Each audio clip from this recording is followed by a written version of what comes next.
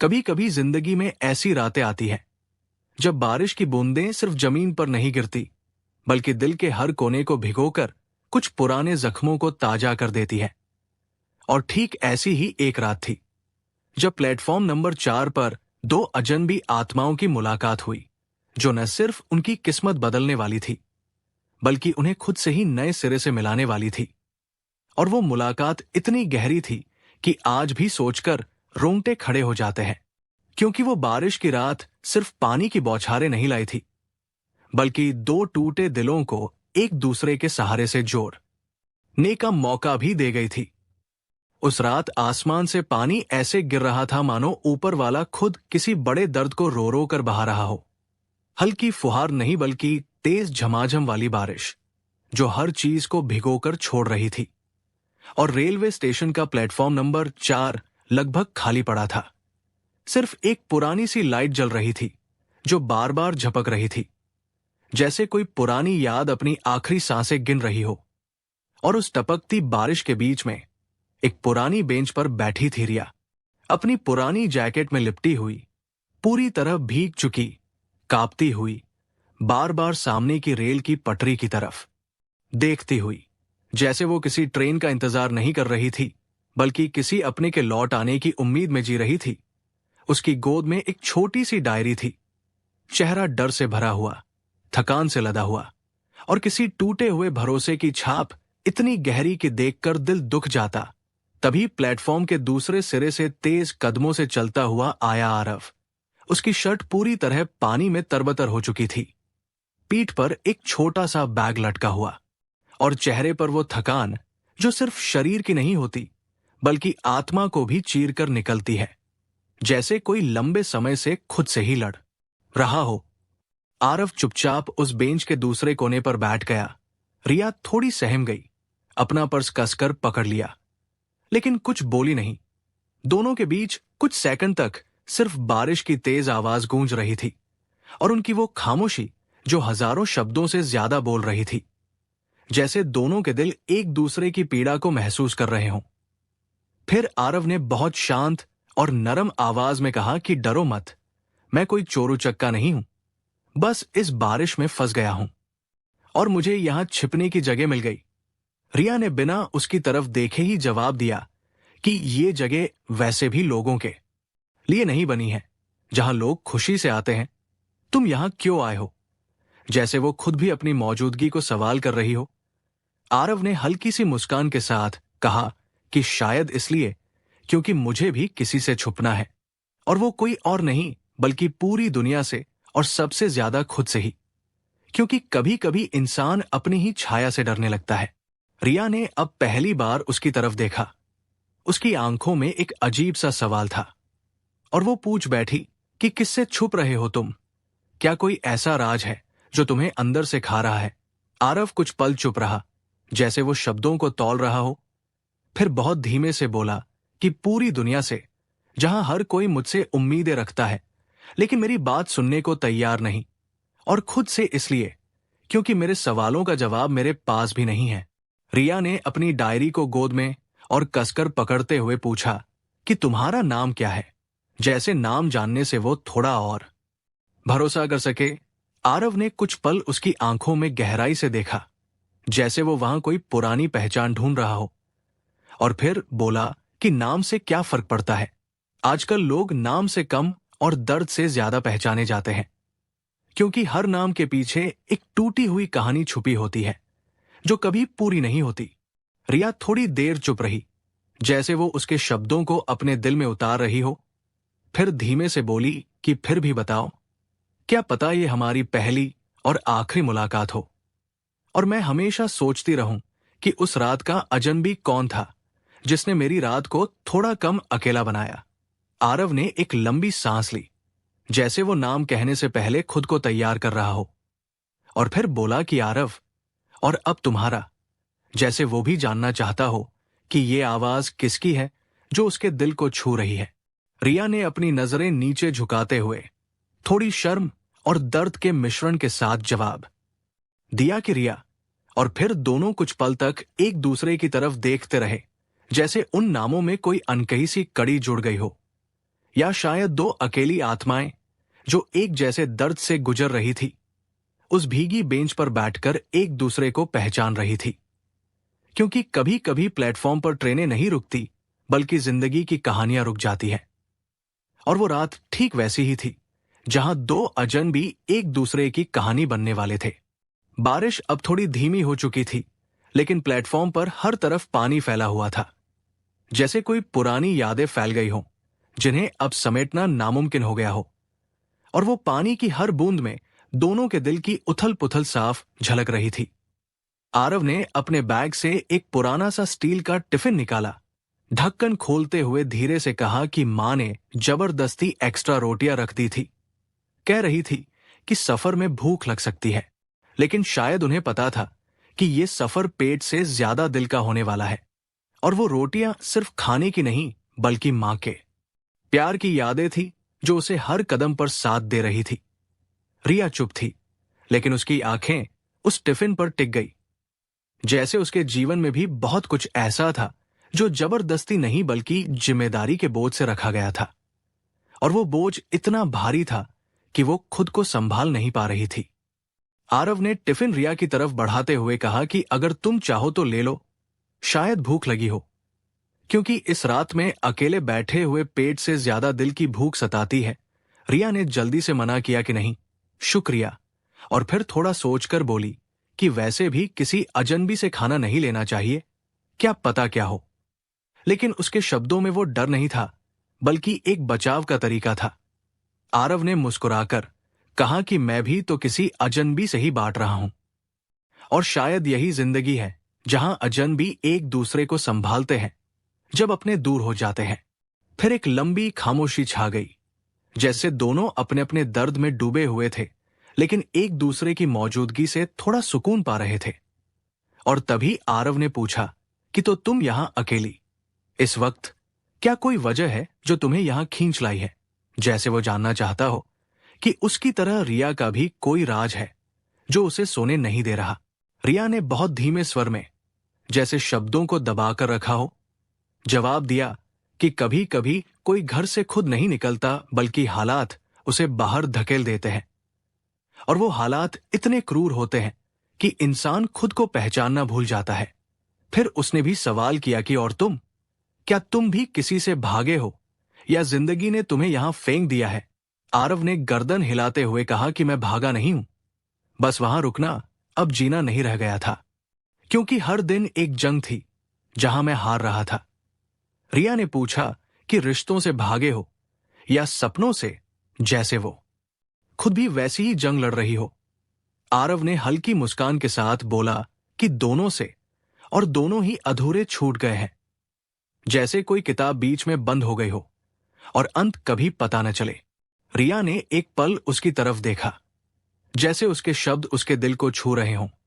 फिर बोली कि माँ बाप कभी गलत नहीं होते, बस उनकी सही की परिभाषा हमसे अलग होती है, और वो परिभाषा कभी कभी हमें इतना दबा देती है कि हम खुद को खो देते हैं। इसी बीच स्टेशन पर एक कुली पास से गुजरा और ठहर कर दोनों की तरफ देखा, लेकिन फिर अपने काम में लग गया, जैसे वो भी जानता हो कि इस दुनिया में हर कोई अपनी लड़ाई लड़ रहा है। और कुछ दूरी पर एक चाय वाला ठेला लगा था, जहां से गर्म चाय की महक हवा में घुल रही थी। धुंध और भाप के बीच वो महक इतनी मीठी थी कि ठंडी रात में थोड़ा गर्माहट दे रही थी। आरव ने कहा कि चाय पियोगी, शायद ये ठंडक थोड़ी कम हो जाए। रिया ने कहा कि अगर तुम चाय पिलाने का बहाना ढूंढ रहे हो तो नहीं, लेकिन अगर सच में सिर्फ चाय पीना चाहते हो तो हां, क्योंकि कभी कभी एक कप चाय दो लोगों के बीच की दूरी को मिटा देती है। आरव उस ठेले की तरफ गया, दो कुल्हड़ चाय ली और वापस लौटा। एक रिया को दी और दूसरी खुद थामी, जैसे वो चाय नहीं बल्कि एक नया रिश्ता थमा रहा हो। कुछ पल बाद रिया ने पूछा कि क्या तुम भी अपनी डायरी में कुछ लिखते हो जब दिल का शोर सहन नहीं होता?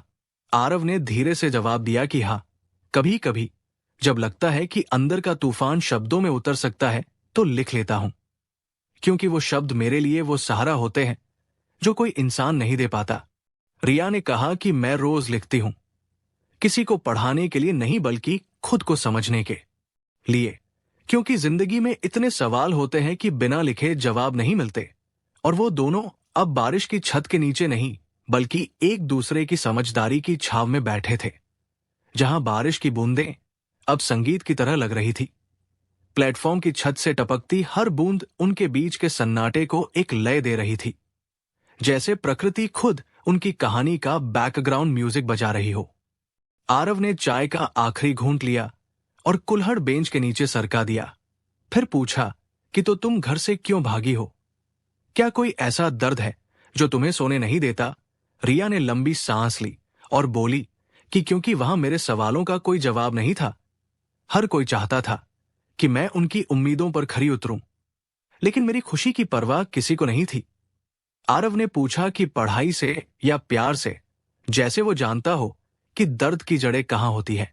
रिया ने हल्की मुस्कान के साथ कहा कि दोनों से, और दोनों ही मेरी जिंदगी को अधूरा छोड़ गए हैं, जैसे कोई सपना टूटकर बिखर गया हो और टुकड़े समेटने की हिम्मत न बचे। आरव अब पूरी तरह रिया की बातों में खो चुका था, जैसे उसकी कहानी उसकी अपनी लग रही हो। और उसने कहा कि अगर बताना चाहो तो बताओ, मैं सुन सकता हूं, क्योंकि कभी कभी किसी अजनबी से बात करके दिल हल्का हो जाता है। रिया ने थोड़ी देर चुप्पी के बाद धीरे धीरे कहना शुरू किया कि आज रात मेरी शादी थी, लेकिन मैं वहां नहीं रुक सकी क्योंकि दूल्हा वो नहीं था जिसे मैं चाहती थी, और मेरी मर्जी पूछे बिना सब तय कर दिया गया, जैसे मैं कोई चीज हूं जिसे बेचा जा सकता है। आरव की आंखें चौंक गई और वो बोला कि तो तुम यहां हो, भाग आई हो। रिया ने कहा कि हां, अब शायद माम पापा मुझे बेटी नहीं मानेंगे, लेकिन कम से कम मैंने खुद को नहीं खोया, क्योंकि खुद से धोखा करने से बड़ा कोई पाप नहीं होता। स्टेशन की घड़ी अब 3 बजा रही थी। बारिश हल्की हो चली थी, लेकिन प्लेटफॉर्म पर वो 2 साए अभी भी वही थे, जैसे उस रात के अकेलेपन की गवाही दे रहे हों। आरव ने अचानक पूछा कि तुम्हारी डायरी में सिर्फ शब्द हैं या कोई अधूरी चिट्ठी भी जो कभी किसी तक पहुंची नहीं? रिया ने मुस्कुराते हुए कहा कि चिट्ठी नहीं, बल्कि कई चिट्ठियां हैं, कुछ लिखी हुई और कुछ तो कभी भेजी ही नहीं गई, क्योंकि वो चिट्ठियां मेरे दिल की पुकार थी जो किसी को समझ नहीं आती। आरव ने धीरे से कहा कि कभी कभी जो चिट्ठियां नहीं भेजी जाती वही सबसे गहरी होती है, क्योंकि उनमें वो दर्द होता है जो शब्दों से बाहर नहीं निकलता। रिया ने अपने बैग से एक पुरानी सी भीगी चिट्ठी निकाली। कागज मुड़ा हुआ था, किनारे धुंधले जैसे पुराने आंसुओं से धुले हों, और बोली कि ये चिट्ठी मैंने एक ऐसे इंसान के लिए लिखी थी जो कभी लौटकर नहीं आया। आरव ने पूछा कि क्या मैं पढ़ सकता हूं? रिया ने धीरे से कहा कि नहीं, लेकिन सुनाना चाहती हूं।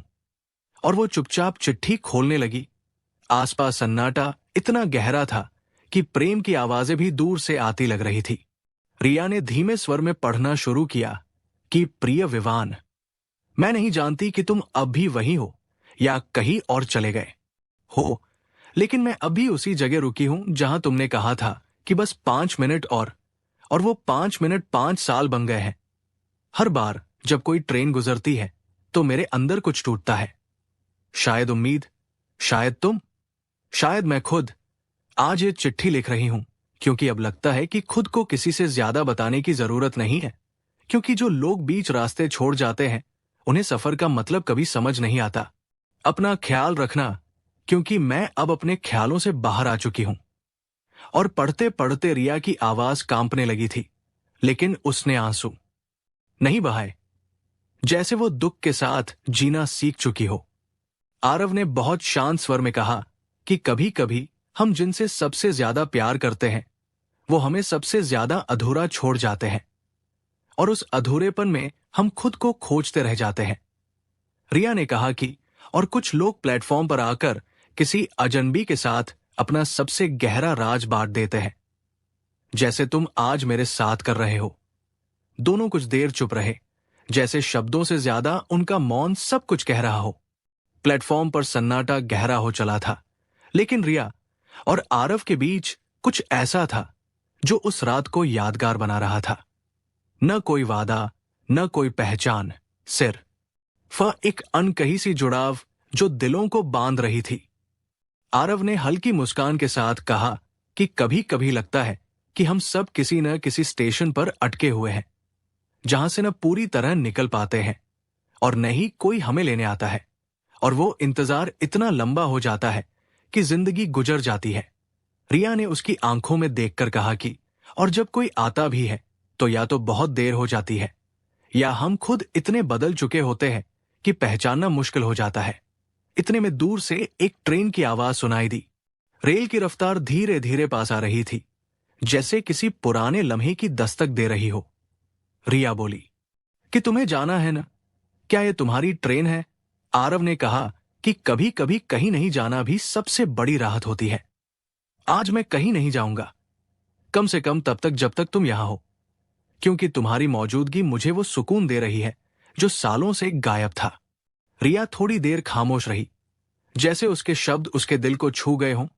फिर धीरे से बोली कि तुम अजनबी नहीं लगते आरव, बल्कि ऐसा लगता है जैसे मैं तुम्हें बहुत पहले से जानती हूं। जैसे तुम मेरी उस अधूरी कहानी के आखिरी पन्ने हो, जिसे मैंने कभी पूरा करने की हिम्मत नहीं की। आरव ने मुस्कुराते हुए कहा कि और शायद तुम उस कहानी की शुरुआत हो जिसे मैं आज पहली बार जीने जा रहा हूं, क्योंकि तुम्हारे साथ ये रात मुझे नया जीवन दे रही है। स्टेशन की लाइट अब टिमटिमाने लगी थी, हवा में नमी थी और आंखों में थोड़ी सी गर्माहट। लेकिन कुछ देर बाद रिया ने कहा कि अब मुझे जाना होगा, क्योंकि मेरी ट्रेन आ गई है और वो ट्रेन में बैठ चुकी थी। आरव प्लेटफॉर्म पर खड़ा होकर बस भीगी आंखों से रिया को देखता रहा। ट्रेन चली और कुछ पल में ही रिया दूर हो गई, लेकिन आरव वही खड़ा रह गया, जैसे किसी पुरानी किताब को बंद करने के बाद भी उसकी खुशबू उसके साथ रह जाती है। आरव भी अगली ट्रेन से अपने शहर लौट आया था। उसने अब भीड़ से दूर एक छोटे से शहर में एक कॉफी शॉप खोली थी, जहां वो रोज कॉफी सर्व करता, लोगों से बातें करता, और शाम होते होते अक्सर रिया की याद आ जाती, जैसे कोई पुरानी आदत जो कभी नहीं जाती। और वो यादें इतनी तीव्र होती कि वो रातें फिर से जी लेता। 3 साल बीत गए।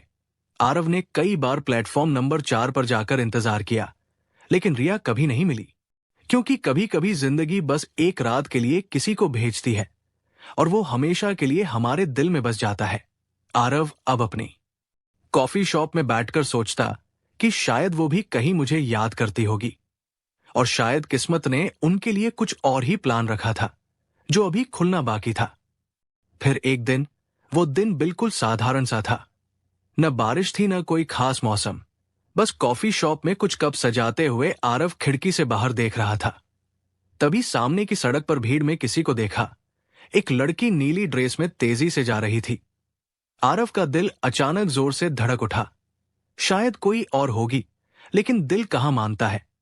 वो जल्दी से शॉप से बाहर आया। वो लड़की आगे बढ़ चुकी थी। आरव तेज कदमों से चला, भीड़ में ढूंढने लगा, लेकिन वो कहीं नहीं दिखी। कुछ पल बाद थककर रुक गया। सोचा शायद वोम था। वापस मुड़ने लगा, तभी उसके कंधे पर किसी ने धीरे से हाथ रखा। पीछे मुड़ा तो रिया थी, नीली ड्रेस में, हाथ में एक किताब, चेहरे पर हल्की मुस्कान। वो बिल्कुल वैसी ही थी जैसे उस रात प्लेटफॉर्म पर थी, लेकिन अब आंखों में वो डर नहीं, बल्कि एक नई चमक थी। रिया ने बहुत धीमे से कहा कि कितनी कॉफी सर्व कर ली आरव, लेकिन क्या खुद को संभाल पाए हो इन सालों में? आरव उसे देखते ही रह गया, जैसे वो आवाज सिर्फ यादों में थी, हकीकत में नहीं। उसने कांपते हुए कहा कि तुम सच में हो यहां?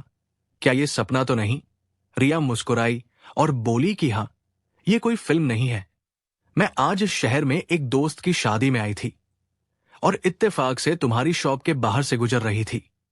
पता नहीं क्यों तुम्हारा नाम दिमाग में गूंजा और कदम खुद ब खुद यहां मुड़ गए, जैसे किस्मत ने हमें फिर से मिलाने का प्लान बनाया हो। आरव ने धीमे से कहा कि तुम्हें ढूंढा बहुत, लेकिन लगा कि उस रात के बाद तुम कभी नहीं मिलोगी।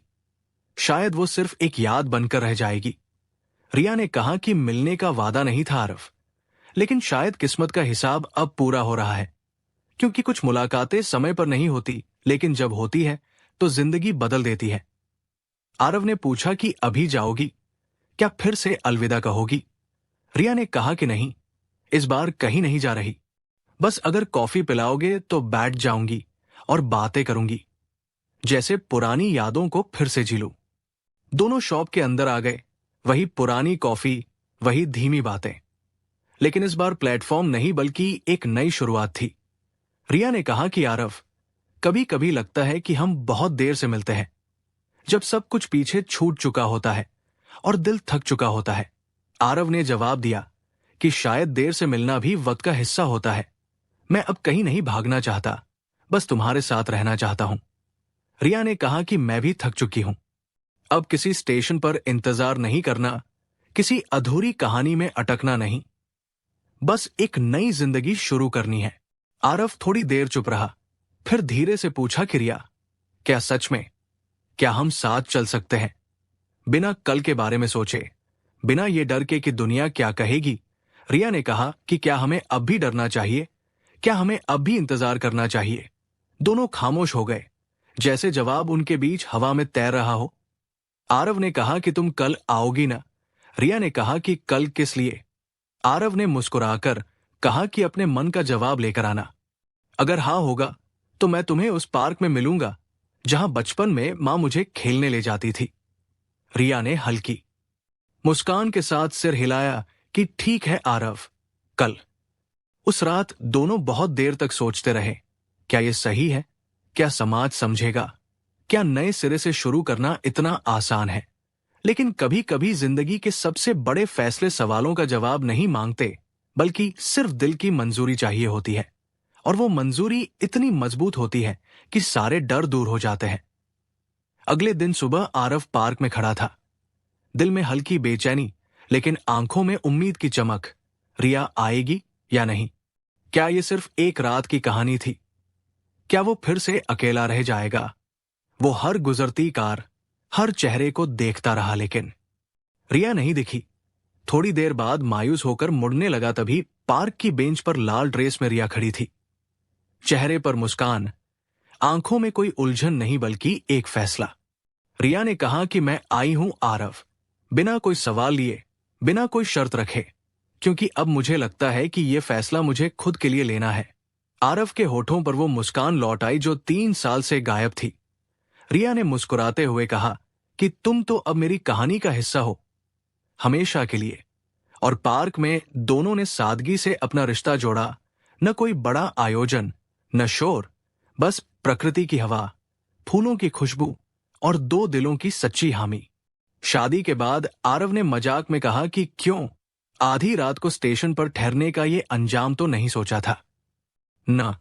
रिया हंस पड़ी कि नहीं, लेकिन शायद वही रात हमारी जिंदगी की सबसे खूबसूरत सुबह बन गई, जहां से सब कुछ नया शुरू हुआ। अब वो दोनों एक नई जिंदगी जी रहे थे, साथ में, बिना किसी डर के। और शायद ये सच है कि कभी कभी प्लेटफॉर्म पर रुकने वाली ट्रेनें नहीं, बल्कि जिंदगी रुकती है। और अगर हम उस पल को पकड़ लें तो हम खुद को भी पा सकते हैं।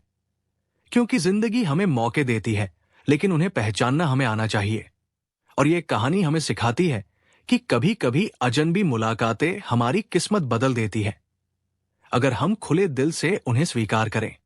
तो कभी भी हार मत मानो, क्योंकि किस्मत कब पलट जाए पता नहीं चलता। दोस्तों, अब आप बताओ, क्या कभी आपको भी किसी ऐसे अजनबी से मुलाकात हुई है जिसने आपकी जिंदगी को नया मोड़ दे दिया हो? या क्या आपने कभी किसी से ऐसे बिछड़ने का दर्द सहा है जिसे आज भी आप अपने दिल में बसाए हुए हैं? अपनी कहानी कमेंट में जरूर शेयर करो, क्योंकि आपकी बातें हमें और कहानियां बनाने की हिम्मत देती है। और अगर ये कहानी आपके दिल को छू गई हो तो वीडियो को लाइक करो, शेयर करो और हमारे चैनल स्टोरी बाय राधा को सब्सक्राइब करना मत भूलना। मिलते हैं अगली कहानी में, तब तक के लिए जय हिंद।